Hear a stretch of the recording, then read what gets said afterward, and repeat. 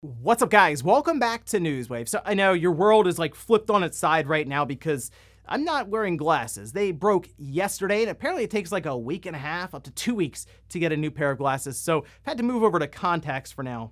I guess the good thing is YouTube should stop striking this channel because if Superman's taught us anything, this is all it takes to disappear.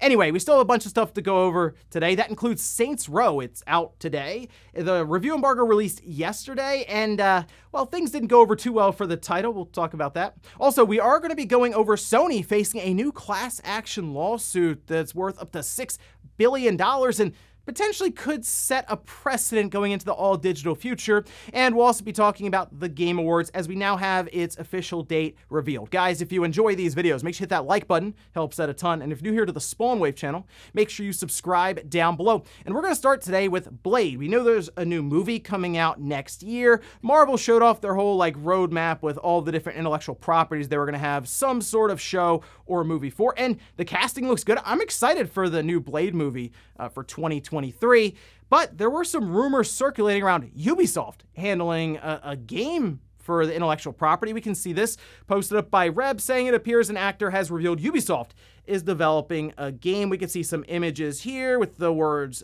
names Marvel and the director of the upcoming Blade movie and gaming hashtags and all this. But Ubisoft came out and refuted this, which is not common, by the way. Usually those kind of move along and not acknowledge rumors, but Ubisoft does say, sorry to slice up the rumors, we're not making a Blade game, but we can't wait to see what our friends at Marvel Studios are cooking up for next year's movie. Hard to say why Ubisoft felt the need to come out and say that, other than I guess they're probably, working with Marvel and Disney on some other project, and they just wanted to just squash the rumors now. We've had Blade on the PS1.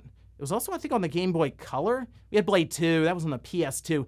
They weren't very good. So I feel like Blade in general, that should be something that adapts pretty well to a game. So if we don't see one get revealed in the next year or so, I'd like to think we could see one down the road, especially if the movie ends up being successful. I think it'd be pretty fun to have that as a game at some point. Also, we did have a full reveal for PGA Tour 2K23 along with the release date. We can see this posted up by IGN where they say PGA Tour will be available for PlayStation 4, 5, Xbox One Series, and PC via Steam. The deluxe edition includes cross-generation dual entitlement. Always ton of fun to see that phrase there in the fine print, meaning a copy of the game on both PS4 and 5 or both Xbox One and Series, plus the Michael Jordan DLC, my favorite golfer right there, and then of course the virtual currency and all kinds of cosmetics and stuff. The one thing I'll give them credit for though is the trailer, what I thought was pretty good. They even had Shooter McGavin in there. That's kind of just having fun with what's usually a very proper and simulation-based golfing game.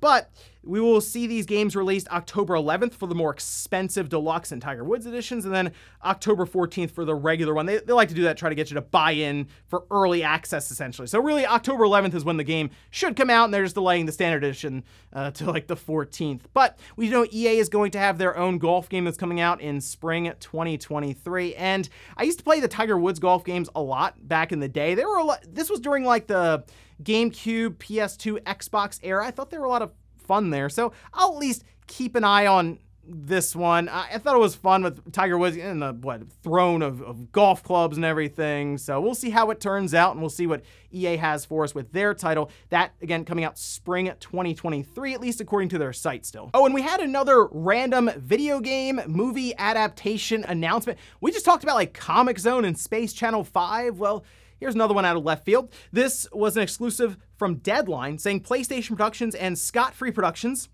have launched development on Gravity Rush, a film based on the 2012 action-adventure video game of the same name, which Anna Mastro and Emily Jerome, they'll be directing and all this. I'm looking at this, and I feel like Gravity Rush could have a really cool aesthetic for a movie. Maybe they try to lean into more of the cel-shaded aspect to it. Maybe it's animated. I don't know. It's interesting to consider that. And why did Sony just decide, okay, yeah, Gravity Rush?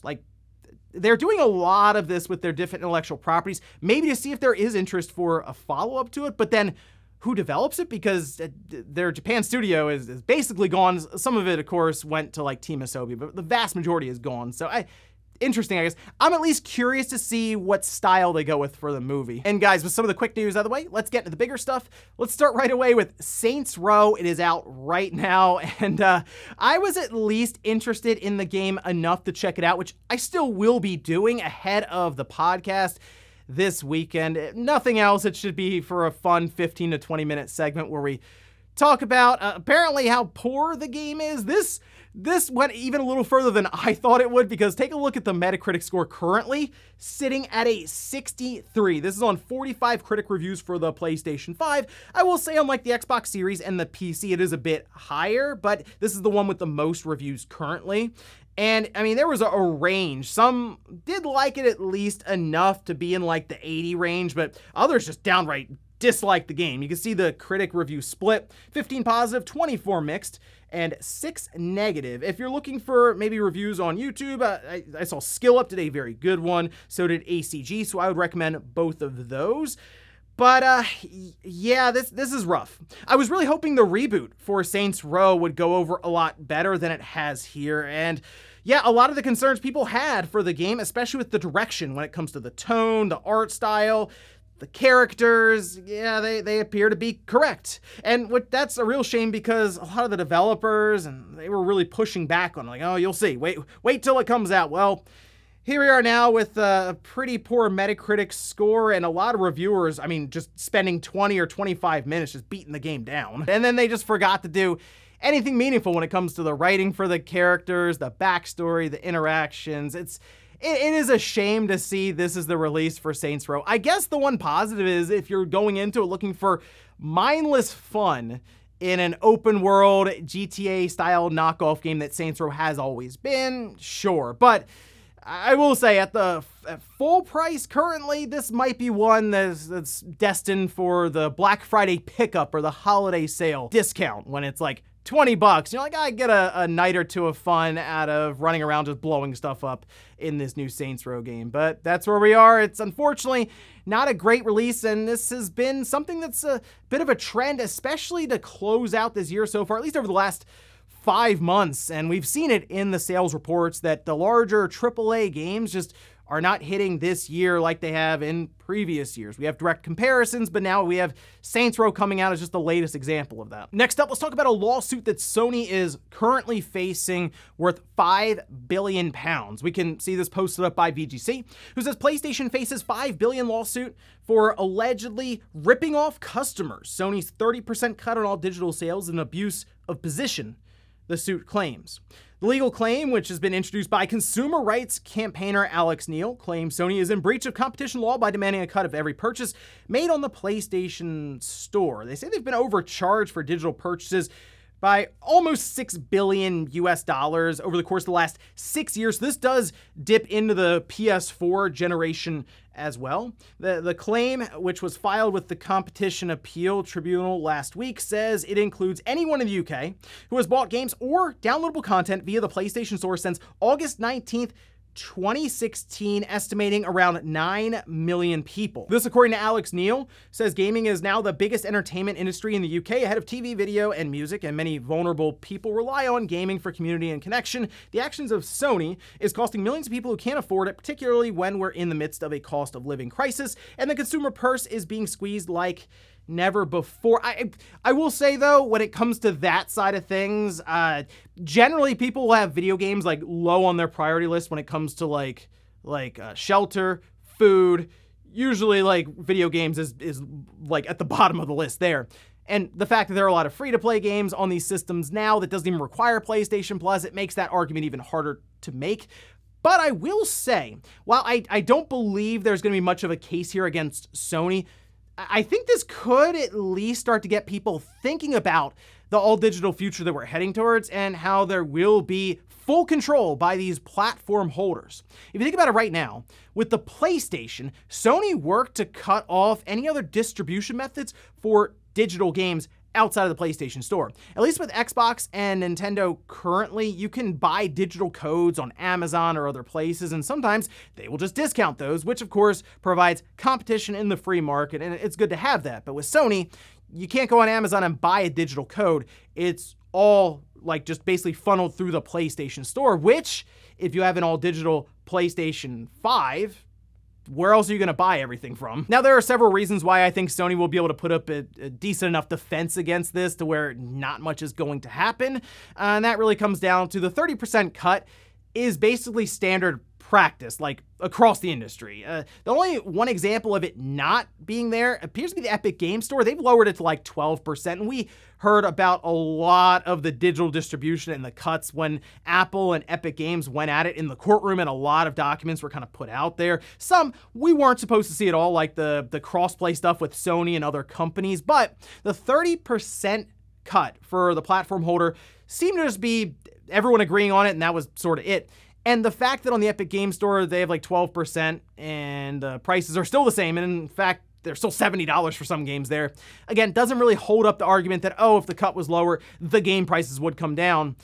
No, the developers would just get more of the money and they'd be fine with what's become a standard for pricing, by the way, that actually makes less sense as we go into the digital era, considering the games will be cheaper to distribute, but the price won't come down at all. Has anyone ever really asked that before? Why does the digital version of a game cost the same as retail? And I understand you'd look at that and say, well, the retail store can't compete with a digital price that's 20% less to cut out all the shipping and packaging and stuff. But eventually, when there is no retail version, what are you competing about with? What are you holding that price up for? That's the real question people should be asking. But I will admit, I wouldn't mind seeing this go a bit further than just getting thrown out very quickly, because I would like people to ask questions around a lot of this stuff heading into that all digital age. But let me know what you guys think about this entire thing with the lawsuit, and do you think it has any kind of chance going forward? Next up, let's talk about the Game Awards. Every year we look forward to this show so we can debate back and forth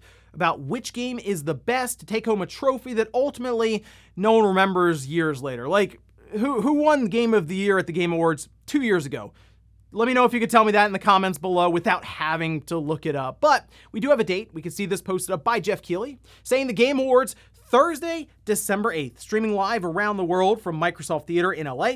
Hard to believe this is our 9th show. We've been working all year to bring you something very special. Now, we still have several releases coming up to fit into that Game of the Year category, but obviously the runaway currently, it's Elden Ring. Like, everyone's probably looking at that thinking that's like gonna be it. You might as well not even hold the voting or anything there. It's going to win. But I mean, there's still some other titles like God of War, of course, that is coming up. You never know. There could be something out of left field like Mario Rabbids Sparks of Hope that maybe scores very high. We have Xenoblade Chronicles 3 that should fit in there.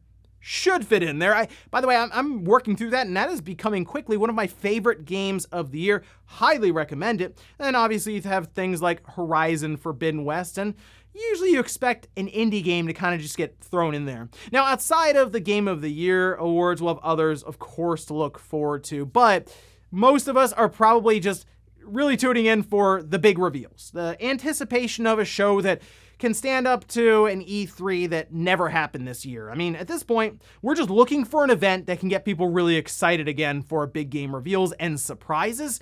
And that's, I think, what we're going to look forward to the Game Awards as being, which it is funny to think about. It's supposed to be an awards show, but a lot of people don't really tune into it for the awards. We tune into it to find out about what big game could be slated for next year. And while Jeff is running Gamescom opening night live, actually later on today, I still think he'll have plenty of reveals for the Game Awards, as we are starting to get back on track with development cycles, and I think these companies are going to be a bit more interested in showing off their games now as they become more confident in their roadmaps and where everything's lining up. So I'm looking forward to the Game Awards. I think it's going to be a lot of fun, and yeah, we'll be talking quite a bit, I'm sure, on the podcast upcoming when we finally see what our list of Game of the Year nominations are, which is something that should be released late November, so it should be a lot of fun. And in our last bit of news, let's talk a little bit more about the situation with Death Stranding going to PC Game Pass. We have a bit of an update from Sony,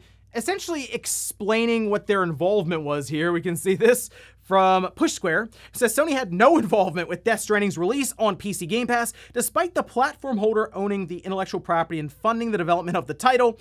Matters relating to PC release of Death Stranding are managed by Kojima Productions and 505 Games, according to a spokesperson with Sony. SIE has no involvement in this promotion. So I figured this was pretty obvious that Sony didn't have to be involved for Death Stranding using that Decima engine to go to a competitor's platform, essentially, with Game Pass. Yes, it's only PC, but I have a strong feeling if Sony could have, they would have worked to stop this in some way. And you have to remember, this was before Sony went to this big PC initiative, this big push.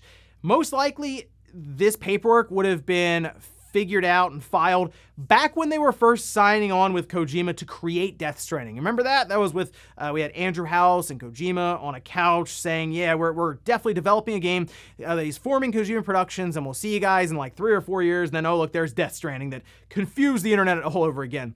So at that time, if they were doing their big PC initiative push, I feel like they would have worked it out and they would have said, hey, we'll take care of the publishing rights on PC so they could control it more. And this is just a situation similar to MLB, to where Microsoft didn't have to go to Sony at all. They just go to MLB and go, hey, here's money.